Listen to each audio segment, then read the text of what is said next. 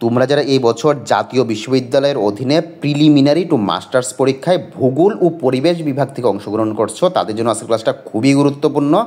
এটা হলো 2022 সালের পরীক্ষা, তবে পরীক্ষাটা অনুষ্ঠিত হচ্ছে 2025 সালে।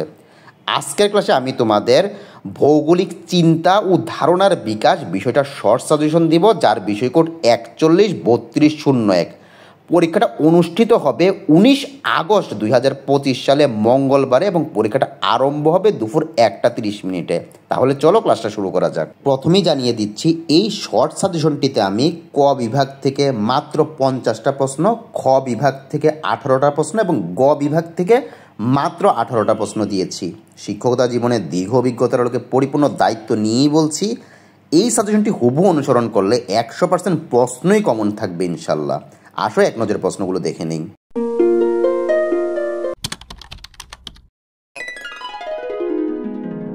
আমরা প্রথমে খ বিভাগের সংক্ষিপ্ত প্রশ্নগুলো দেখব। প্রথম প্রশ্নটি হচ্ছে মডেলের বৈশিষ্ট্য বর্ণনা করো, 2 মডেলের শ্রেণী বিভাগ বর্ণনা করো, 3 ভূগোলে মডেলের গুরুত্ব বর্ণনা করো, 4 ভূগোলে আঞ্চলিক ধারণা ব্যাখ্যা করো। 5 নম্বর প্রশ্নটি হচ্ছে বাস্তুতন্ত্রের উপাদানসমূহ ব্যাখ্যা করো, 6 প্যারাডাইম বলতে কী বুঝো ব্যাখ্যা করো। 7 নম্বর প্রশ্নটি হচ্ছে ভূগোলের সম্ভাবনাবাদ ধারণাটি বিশ্লেষণ করো। 8 নম্বর প্রশ্নটি হচ্ছে ভূগোলে মানব বসতির ধারণা ব্যাখ্যা করো। 9 অন্ধকার যুগ সৃষ্টির কারণগুলো বর্ণনা করো। 10 নম্বর প্রশ্নটি হচ্ছে ভূগোলে ইরাটোস্থেনিসের অবদান আলোচনা করো। 11 নম্বর প্রশ্নটি হচ্ছে ভূগোলে গ্রিকদের অবদান আলোচনা করো।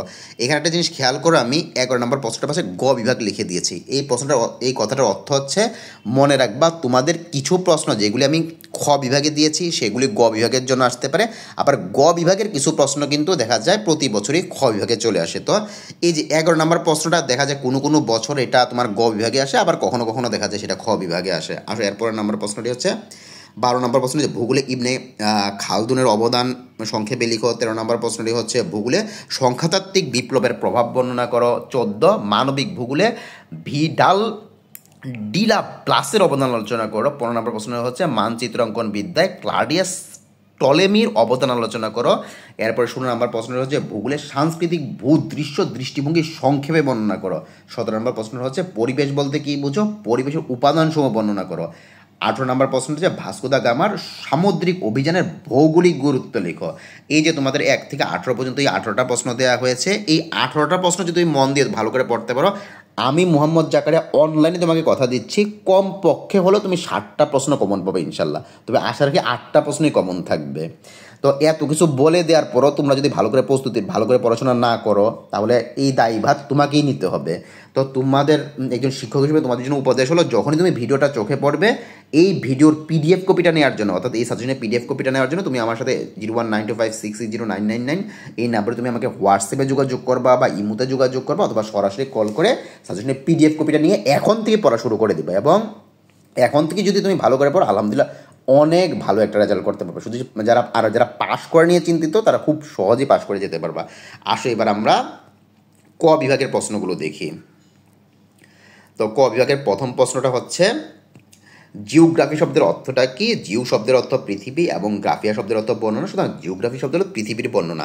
ভাইকিং শব্দের অর্থ কি? এটা তোমাদের পরীক্ষায় আসার সম্ভব অনেক বেশি। ভাইকিং শব্দের অর্থ জলদস্যু বা ফিরডের সন্তান। এরপরে 3 নম্বর প্রশ্নটা শেখার দরকার নেই। 4 নম্বর প্রশ্নটা অনেক বেশি গুরুত্বপূর্ণ। কোন গ্রিক শব্দ থেকে জিওগ্রাফি শব্দটি এসেছে? জিওগ্রাফি শব্দটি গ্রিক শব্দ জিওগ্রাফিয়া থেকে এসেছে, যার অর্থ পৃথিবী সম্পর্কিত বর্ণনা বা আলোচনা। এই শব্দটি দুটি গ্রিক শব্দ জিও এবং গ্রাফিয়া থেকে এসেছে। জিও শব্দের অর্থ পৃথিবী এবং গ্রাফিয়া শব্দের অর্থ বর্ণনা বা লিখা। তো এটা অনেক বেশি গুরুত্বপূর্ণ হওয়ার পরও এই বছর আসবে না, বা না আসার সম্ভাবনাটাই সবচেয়ে বেশি।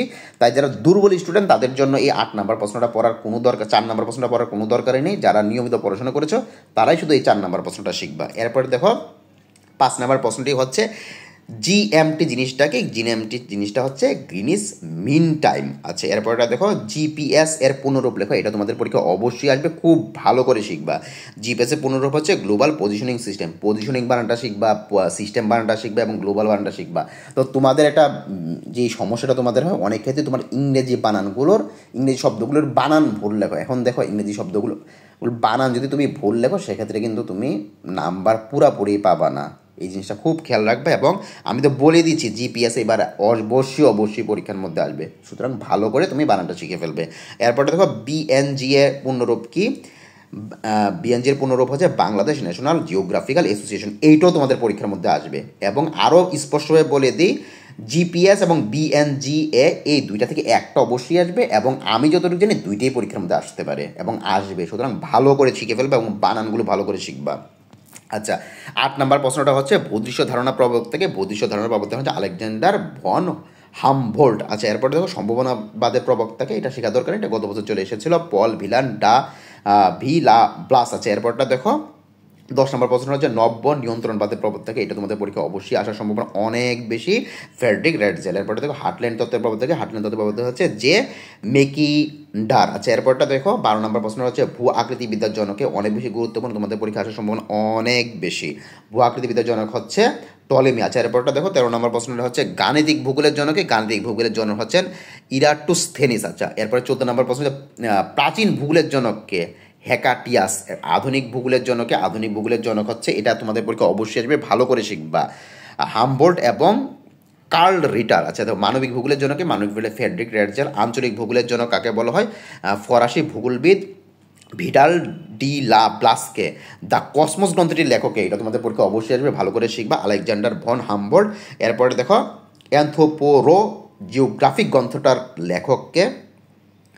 আচ্ছা, অ্যানথ্রোপোজিওগ্রাফিক গ্রন্থটার লেখক হচ্ছে ফ্রেডরিক রেডজেল। এটা কিন্তু ভালো করে শিখবে, এটা পরীক্ষার মধ্যে অবশ্যই আসবে। আর তারপরে গ্যাস পিরিওডাস গ্রন্থটার লেখককে হেকাটিয়াস। এরপর দেখো মুকাদ্দিমা গ্রন্থ লেখে। মুকাদ্দিমা গ্রন্থের লেখক হচ্ছে ইবনে খালদুন। তো এইভাবে করে দেখবা তোমাদের আমি ক বিভাগ থেকে মাত্র 50টা প্রশ্ন দিয়েছি, প্রায় 50টার মতো প্রশ্ন দিয়েছি। এই 50টা প্রশ্ন পড়লে আমি জাকারিয়া অনলাইনে তোমাকে পরিপূর্ণ দায়িত্ব নিয়ে এবং আমার সমস্ত অভিজ্ঞতা থেকেই বলছি, তুমি 12টা প্রশ্ন ইনশাল্লাহ কমন পাবা। আমি আবারও বলছি, এই 50টা প্রশ্ন তুমি যদি পড়ো, দেখা যাবে এখান থেকে তুমি 12টা প্রশ্নই কমন থাকবে তোমার। এবং খ বিভাগে তোমার 18টা প্রশ্ন দিয়েছে এবং এগুলি তোমাকে দেখিয়েছে 18টা প্রশ্ন। এই 18টা প্রশ্ন পড়লে কমপক্ষে তোমার 60টা প্রশ্ন কমন থাকবে আলহামদুলিল্লাহ। এবং গ বিভাগে 18টা প্রশ্ন দেওয়া হয়েছে এবং 18টা প্রশ্ন পড়লে 8টা প্রশ্নই কমন থাকবে। তো এত কিছু দায়িত্ব নিয়ে বলার পর, স্যার এগুলি এত দায়িত্ব নিয়ে আপনি কীভাবে বলতেছেন, এত গ্যারান্টি দিয়ে কীভাবে বলতেছেন? দেখো, একটা মানুষজন দীর্ঘদিন শিক্ষকতার সাথে জড়িত থাকে, সেই বিষয়গুলি বুঝতে পারে এবং তার অভিজ্ঞতা থেকেই, যেমন আমি এই কথাগুলো বলছি তোমার আমার অভিজ্ঞতা থেকে, দীর্ঘ এত বছরের অভিজ্ঞতা থেকে। সুতরাং তোমার একজন শিক্ষক হিসেবে তোমাদের প্রতি উপদেশ থাকবে, যখনই তোমরা এই ভিডিওটা তোমাদের চোখে পড়বে, সাথে সাথে আমার এই হোয়াটসঅ্যাপ নাম্বারে 01925660999 এই নাম্বারে হোয়াটসঅ্যাপ নাম্বারে যোগাযোগ করে সাজেশনের পিডিএফ কপিটা নিয়ে ফেলবে এবং তখন থেকে পড়া শুরু করে দেবে। আলহামদুলিল্লাহ, যারা পাশ করা নিয়ে চিন্তিত আছো তারা খুব সহজেই পাশ করে যেতে পারবে, এবং যারা ভালো রেজাল্ট করতে চাচ্ছ তারা খুব সহজে অনেক ভালো একটা রেজাল্ট করতে পারবা। তাহলে আসো আমরা ক্লাসটা শেষ করে দেওয়ার আগে তোমাদেরকে একটা বিজ্ঞাপন দেখাচ্ছি। এটা মূলত তোমাদের যেসব ছোটো ভাই বোনরা ডিগ্রি 3rd ইয়ারে পর তাদের জন্য বিজ্ঞাপনটা। ডিগ্রি 3য় বর্ষের ইংরাজি আবশ্যিকটাকে আসলে খুব কঠিন? উত্তরটা হচ্ছে না, কখনোই না। বাংলাদেশের যে কোনো প্রান্ত থেকে অনলাইনে জাকারিয়া স্যারের সাথে ক্লাস করে দেখুন, ইংরাজি কত আনন্দের সাথে এবং সহজভাবে শেখা যায়। এবং এখানে একটা নাম্বার দেওয়া আছে।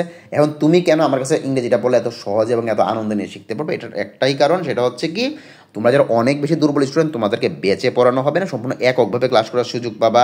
তোমরা যারা চাকরিজীবী বা গৃহিণী, তারা সুবিধাজনক যে কোনো সময় পড়ার সুযোগ পাবা। এবং 3 নাম্বার যে বিষয়টা, সেটা হচ্ছে তোমাদেরকে যে আমি নোটগুলি দিব সেগুলি খুব সহজ ভাষায় লেখা থাকবে এবং খুব তথ্যবহুল থাকবে, যার কারণে তোমরা অনেক ভালো একটা রেজাল্ট করতে পারবা এবং খুব সহজে পাশ করে যাবা। এবং এই বিষয়টা নিয়ে তোমরা অনেকেই অনেক বেশি ভয় পাও, যে তোমরা চিন্তা করো স্যার আমার কাছে তো ল্যাপটপ নাই বা ডেস্কটপ নাই, আমি কীভাবে ক্লাস করব? তোমার হাতে থাকা স্মার্টফোনটা দিয়ে তুমি কিন্তু ক্লাস করতে পারবা। এবং তোমরা অনেকে ভয় পাও স্যার আমি তো খুব দুর্বল, অনলাইনে শিখতে পারবো কি না। তুমি কীভাবে সুন্দর করে শিখবা, সেই পরিপূর্ণ দায়িত্বটাই আমার। তোমার দায়িত্ব হচ্ছে শুধুমাত্র হোয়াটসঅ্যাপে কল করা। তুমি হোয়াটসঅ্যাপে কল করবে, এই দায়িত্বটি তোমার। আমি তোমাকে আলহামদুলিল্লাহ সুন্দর করে দায়িত্ব নিয়ে শুধু পাশ করাবো না, ইংরেজিটা ভালোভাবে শিখিয়ে পাশ করাবো। তো ক্লাসটা শেষ করে দিচ্ছি। শেষ করে দেওয়ার আগে আবারও একই কথাই বলছি, এই শর্ট সাজেশনটাতে আমি ক বিভাগ থেকে মাত্র 50টা প্রশ্ন দিয়েছি। এই 50টা প্রশ্ন পড়লে তুমি 12টা প্রশ্নই কমন পাবা, এটা আমি অনলাইনে তোমাকে চ্যালেঞ্জ করতেছি, ঠিক আছে? আচ্ছা, তো আবার ভয় পেয়ে যাবে না স্যার কীভাবে এত দায়িত্ব নিয়ে বলে। এটা আমার দীর্ঘ অভিজ্ঞতা থেকে পরিপূর্ণ দায়িত্ব নিয়ে আমি বলছি। এত বছরে যে শিক্ষকতা করে আমি যা বুঝতে পেরেছি তা থেকেই বলছি যে 50টা প্রশ্ন বলে তুমি 12টা প্রশ্নই কমন পাবা।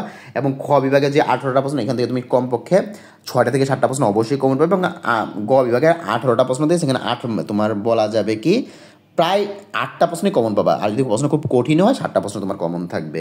তো সম্পূর্ণ সাজেশনটা নেওয়ার জন্য দেখো এখানে নাম্বার দেওয়া আছে 01925660999, এই নাম্বারে তুমি হোয়াটসঅ্যাপে যোগাযোগ করতে পারো বা ইমুতে যোগাযোগ করতে পারো, তাহলে তোমার হোয়াটসঅ্যাপ বা ইমুতে আমি সাজেশনের PDF কপিটা পাঠিয়ে দিব।